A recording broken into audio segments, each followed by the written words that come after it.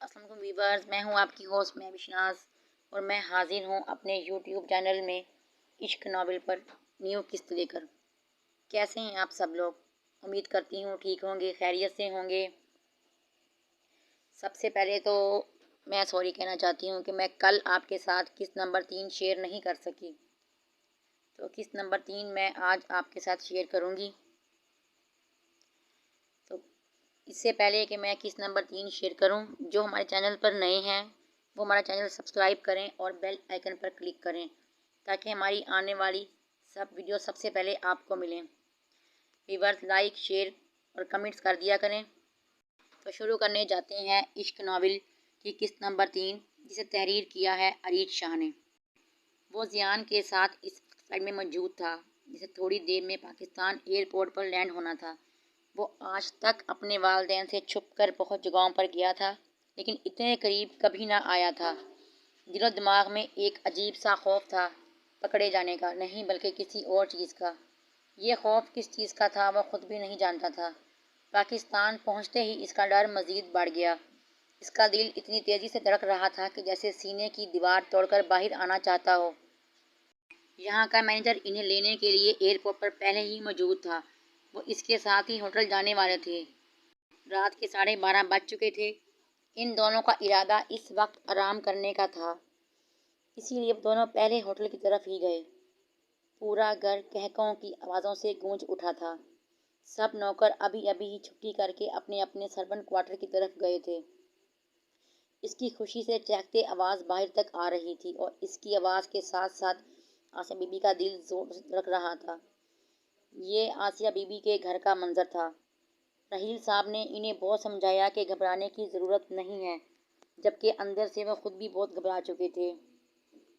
اس کمرے سے سسکیاں اور رونے کی آوازیں تو اکثر آتی تھیں، لیکن اس طرح کی آواز کبھی نہ آئی تھی۔ آج اسے کسی چیز کی خوشی ملی تھی، وہ کوئی نہیں جانتا تھا۔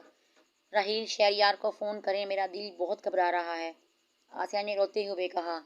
آسیہ بیگم، رونے والی کوئی بات نہیں ہے، اس طرح سے گھبرانا بند کریں۔ کینیڈا میں اس وقت 11:30 بج رہے ہوں گے۔ اس وقت وہ آفس میں ہوتا ہے، ہمیں اسے ڈسٹرب نہیں کرنا چاہیے۔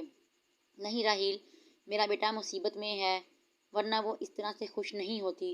کچھ تو ہوا ہے، پلیز آپ اسے فون کریں۔ آسیہ کے رونے پر رحیل صاحب شہریار کو فون کرنے پر مجبور ہو گئے۔ وہ جو پہلے رویا کرتی تھی، کمرے سے رونے کی سسکیوں کی آوازیں آتی تھی، آج وہ خوشی سے قہقہے لگا رہی تھی۔ اس بات پر شہریار کی ماں بے چین ہو رہی تھی اور پریشان ہو رہی تھی۔ وہ بار بار شہریار کے نمبر پہ ٹرائی کر رہے تھے، مگر اس کا فون بند جا رہا تھا۔ کافی بار کوشش کرنے کے بعد بھی فون نہ لگا تو انہوں نے ایک نظر آسیہ کو دیکھا جو بہت بری طرح سے رو رہی تھی۔ انہیں اس طرح سے روتے دیکھ کر وہ شہریار کا واٹس ایپ نمبر ملانے لگے، جو پہلی بار میں ہی لگ گیا۔ انہیں ہوٹل پہنچتے پہنچتے رات کا 1 بج چکا تھا۔ اس وقت وہ کھانا کھا رہے تھے جب شہریار کا فون بجا۔ بابا کا فون آتے دیکھ کر وہ ایک پل کے لیے کنفیوز ہوا تھا، کیونکہ وہ ان سے جھوٹ نہیں بولنا چاہتا تھا، لیکن مجبور تھا۔ فون اٹھانے کے بعد انہوں نے پہلا سوال یہ پوچھا، شہریار تم ٹھیک ہو نا؟ جی بابا جان، میں بالکل ٹھیک ہوں۔ آپ نے اس وقت فون کیا؟ شہریار کو اندازہ نہ تھا کہ اس وقت کینیڈا میں کیا وقت ہوا ہے۔ تم آفس میں ہو، کچھ ضروری کام کر رہے تھے، کیا میں نے ڈسٹرب کر دیا؟ راحیل صاحب نے بالکل نارمل ہو کر بات کی تھی تاکہ ان کے لہجے سے اسے کچھ محسوس نہ ہو۔ جی بابا، میں آفس میں تھا، بس ایک ضروری میٹنگ تھی۔ آپ بتائیں، کچھ ضروری کام تھا کیا؟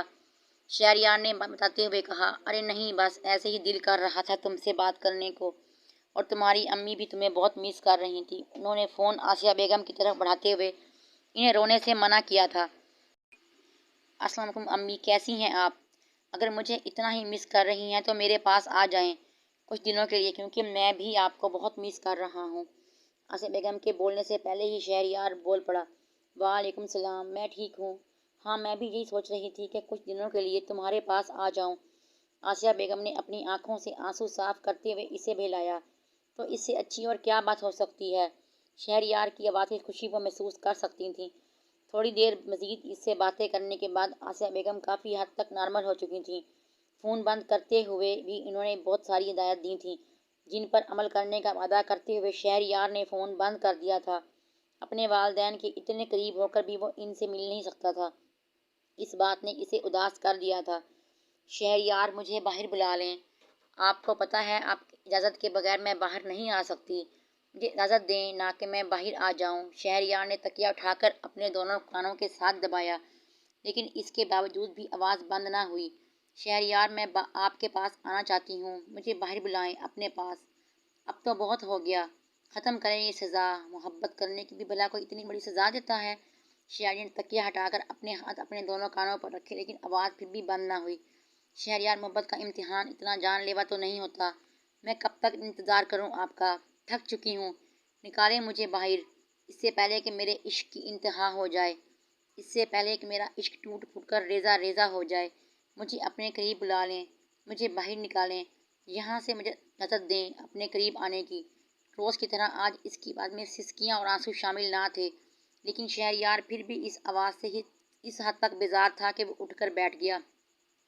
دوسرے کمرے میں زیان شاید اس وقت گہری نیند سو رہا تھا۔ وہ اٹھ کر ہوٹل کے باہر نکل آیا، سوائے ہوٹل میں مینیجر کے اس وقت یہاں کوئی نہ تھا۔ سنو، یہاں کوئی کلب وغیرہ کی جگہ ہے کیا؟ اس نے مینیجر سے پوچھا تو وہ مسکرایا۔ کیوں نہیں سر، بیسمنٹ میں آپ کو آپ کی خدمت کا ہر سامان ملے گا۔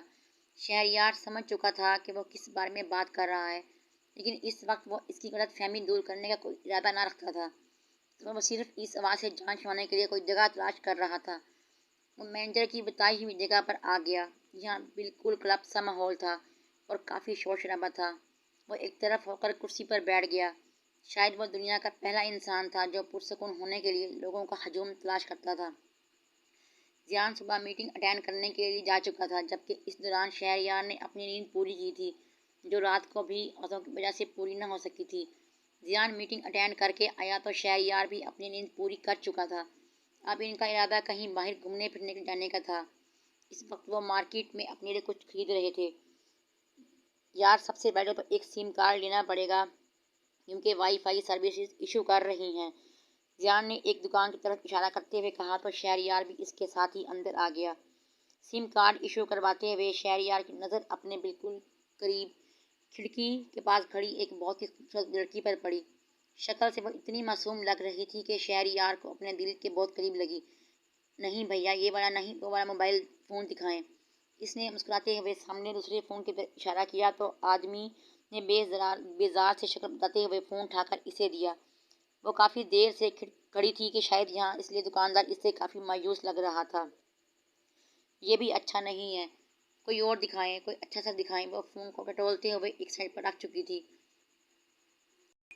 شہریار کافی دلچسپی سے اس لڑکی کو دیکھ رہا تھا۔ زیان نے بھی یہ بات نوٹ کر لی تھی۔ آپ کو دیکھ کر ایسا لگتا ہے جیسے آپ کو میں نے کہیں دیکھا ہوا ہے۔ وہ جو کب سے اس سے بیزار تھا، اس کے چہرے کو دیکھتے ہوئے بولا۔ اور شاید آپ نے مجھے دیکھا ہوگا، میں آگے بھی اس مارکیٹ میں آتی رہتی ہوں۔ اس نے اگنور کرتے ہوئے دوسرا فون دیکھنے لگی۔ نہیں، میں نے کہیں دیکھا ہے آپ کو، شاید میں آپ کو جانتا ہوں۔ دکاندار شاید کوئی ٹھرکی آدمی تھا جو اس سے باتیں کرنے میں مصروف ہو گیا۔ شاہد خان افریدی کو جانتے ہیں آپ؟ لڑکی نے چہرے پر معصومیت سجائے پوچھا۔ دکاندار کی آنکھیں کھل گئیں۔ ہاں بالکل جانتا ہوں، انہیں کون نہیں جانتا، وہ میرے کزن بھائی ہیں۔ دکاندار ہاتھوں سے فون چھوڑتے چھوڑتے رہ گیا، جبکہ زیان اور شہریار کی ہنسی نکل گئی۔ کیا سچ میں؟ اس میں جھوٹ بولنے والی کون سی بات ہے؟ شاہد خان افریدی کوئی دوسرے پلان کا تھوڑی ہے جو اس کے رشتہ دار نہیں ہوں گے، اس کی کزن سسٹر ہوں، اگر آپ چاہیں تو قسم لے لیں۔ وہ والا فون دکھائیں، وہ دکاندار کی ایکسپریشنز کو اگنور کرتے ہوئے بولی۔ لڑکی کا اتنی بڑی بات کو اس طرح سے اگنور کرنے پر دکاندار کو یقین ہو گیا تھا کہ وہ شاہد خان افریدی کی کزن سسٹر ہے۔ یہ والا کیوں؟ آپ یہ والا لیں۔ دکاندار نے سب سے مہنگا فون نکالا۔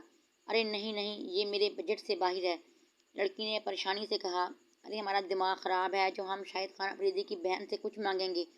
ارے یہ تو پوری دکان آپ کی ہے، آپ جو چاہیں لے لیں۔ آپ کو بلا پیسوں کی کمی ہے کیا؟ آپ بس یہاں آتی رہیے گا، بس ایک شاہد خان افریدی کا آٹوگراف مل جائے تو بڑی مہربانی ہوگی آپ کی۔ دکاندار نے خوش آمدی انداز میں موبائل اس کے ہاتھ میں پکڑایا، جبکہ ساتھ کھڑکی کے پاس کھڑی اس کی سہیلی پریشان ہو چکی تھی۔ مہر چلو، ہمیں دیر ہو رہی ہے، لالا انتظار کر رہے ہوں گے، لڑکی نے اس کا ہاتھ پکڑتے ہوئے کہا، جبکہ ان کے ساتھ زیان اور شہریار باہر نکل آئے اور ان کے ساتھ ہی لفٹ کا بٹن دبا کر نیچے والے فلور میں جانے لگے۔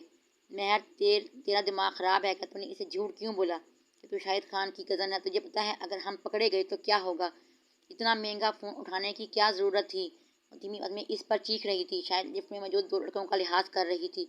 اس اس میں اتنا پریشان ہونے والی کون سی بات ہے؟ اور ایک اور بات یاد رکھنا، مہر خان افریدی کبھی جھوٹ نہیں بولتی۔ نجمہ خالہ کے بیٹے کا کیا نام ہے پتہ ہے؟ وہ اس پر چڑھ دوڑی۔ لڑکی نے سوچتے ہوئے شاہد نام لیا۔ جی ہاں شاہد، اور ہماری قوم کیا ہے؟ افریدی۔ اور بلادری پٹھان تو کیا ہوا؟ شاہد خان افریدی۔ مہر نے خاصی اونچی آواز میں اسے کسی میتھ کے سوال کی طرح سمجھایا تھا، جبکہ دوسری لڑکی اسے خاموش رہنے کا اشارہ کر رہی تھی کہ لفٹ میں 2 لڑکے موجود ہیں۔ ارے ان سے کیا گھبرا رہی ہیں؟ انگریزوں کی اولاد ہیں، شکل سے نہیں لگ رہی، مہر نے لاپرواہی سے کہا، جبکہ اپنے متعلق اس تبصرے پر شہریار اور ضیاء نے ایک دوسرے کو دیکھا تھا۔ ویسے ایک بات ہے کہ انگریز ہمارے پاکستان کا سارا حسن چرا کر لے گئے۔ شکل دیکھ کر ان کی کتنی بیوٹیفل ہے۔ مہر نے لڑکی کو دیکھتے ہوئے لڑکوں کے جسم کو سراہا تھا۔ جب لفٹ نیچے والے فلور پر آ رہی تھی، شہریار اور ضیاء لفٹ سے باہر نکل چکے تھے، جبکہ مہر اور دوسری لڑکی نے شاید ابھی مزید نیچے جانا تھا۔ ویسے آپ سے ایک بات کہنی تھی، شہریار نے مڑتے ہوئے کہا، جبکہ اسے اردو بولتے دیکھ کر مہر کا منہ کھل چکا تھا۔ لڑکے بیوٹیفل نہیں ہینڈسم ہوتے ہیں۔ لفٹ بند ہوتے وقت ضیاء کا قہقہہ بے سختہ تھا، جبکہ لفٹ میں موجود دونوں لڑکیوں کے منہ حیرت اور صدمے سے کھلے ہوئے تھے۔ ویورز، یہ تو تھی ہماری عشق ناول کی قسط نمبر 3۔ امید کرتی ہوں آپ کو اچھی لگے گی۔ کمنٹ میں بتانا مت بھولیے گا، اور چینل کو سبسکرائب ضرور کیا کریں، لائک شیئر کیا کریں۔